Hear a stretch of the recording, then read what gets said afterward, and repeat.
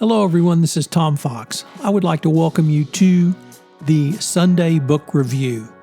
The Sunday Book Review is the series where I discuss books which impact the compliance practitioner, the legal professional, and the business professional. I hope you will enjoy this episode.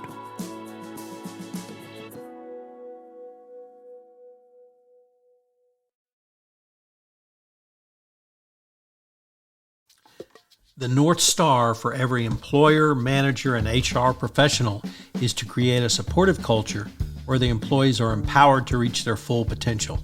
Now more than ever, that objective starts with Ginger, a comprehensive mental health system for employees.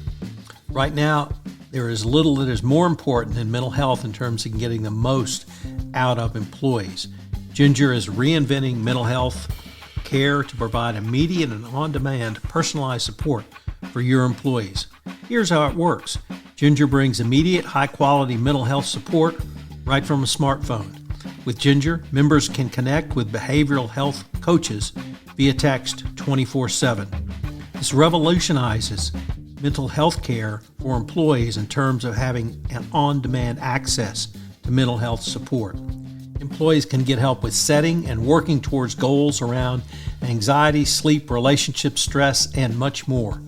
For in-depth care, Ginger offers video therapy and psychiatry. Coaches, therapists, and psychiatrists work together to ensure each Ginger member gets seamless care tailored to their lives. Nearly 25 million people around the world have access to the Ginger on-demand mental health system. Sign up your team today. To learn more about how Ginger can support your employees' mental health, visit ginger.com/compliance. That's ginger.com/compliance.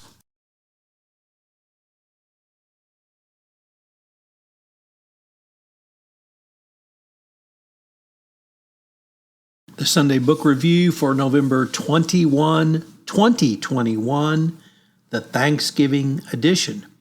Today's books all come to us from the Wall Street Journal 5 Best Books section on Thanksgiving dinner. First up, Mourt's Relation. The year following the famous feast has come to be known as the First Thanksgiving. A slim volume of Pilgrim's writings entitled Mourt Relations was published in London. Most entries recount in fascinating detail the Pilgrims' interaction with the native peoples they discovered in the New World. The book's most famous passage appears in a letter contributed by Pilgrim leader Edward Winslow. This upbeat picture of the first Thanksgiving may be intended as a kind of a recruiting tool to bring English settlers to Plymouth. Next up, American Cookery by Amelia Simmons. The first American cookbook does not include the word Thanksgiving, but many of the recipes of this classic Thanksgiving dishes appear in print for the first time in this volume. Roast turkey with bread stuffing, cranberry sauce, minced pie. There is even a recipe for a chicken pot pie. American cooks have long been boiling, stewing, roasting, and grilling native food since the Mayflower, but this cookbook was the first to publish recipes for Indian corn, Jerusalem artichoke, squash, and other Native American foods. Next up, Northwood by Josepha Hale, the celebrated editor of Godey's Ladies Book. The author earned the nickname Godmother of Thanksgiving in recognition of her long campaign to establish a common day for Thanksgiving. Years before she initiated her campaign, she was proclaiming the virtues of Thanksgiving in her novel Northwood. Based upon her childhood memories of New Hampshire in the late 1700s, Northwood contains the best description in American literature of the Thanksgiving dinner. Next up, A Plymouth Plantation, 1620 to 1647. It is by William Bradford.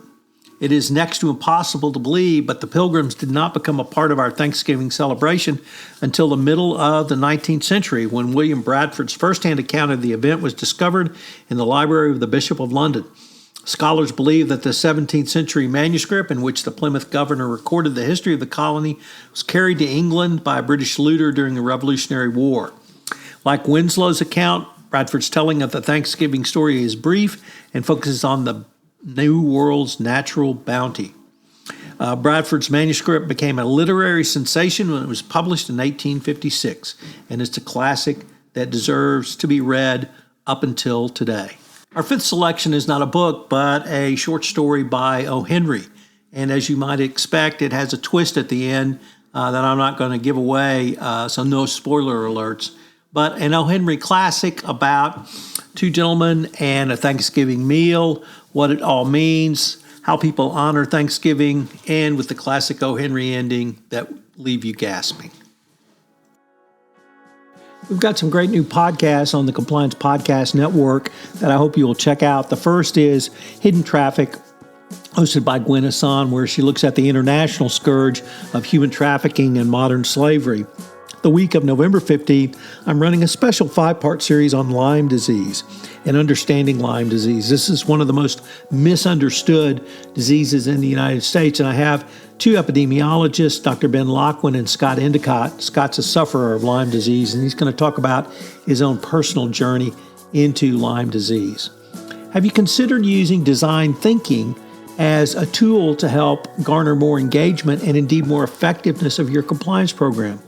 Well, if you haven't, take a listen to the new podcast, Design Thinking and Compliance, where with my co-host, Karsten Tams, we take a deep dive into what is design thinking and, more importantly, how can the compliance professional utilize it. And finally, I hope you are following Effing Argentina, 11 Tales of Exasperation in the Modern World. It's a ton of fun for a series. This is Tom Fox. Thanks so much for listening, and I look forward to visiting with you again next week. This podcast is a part of the C-Suite Radio Network. For more top business podcasts, visit c-suiteradio.com.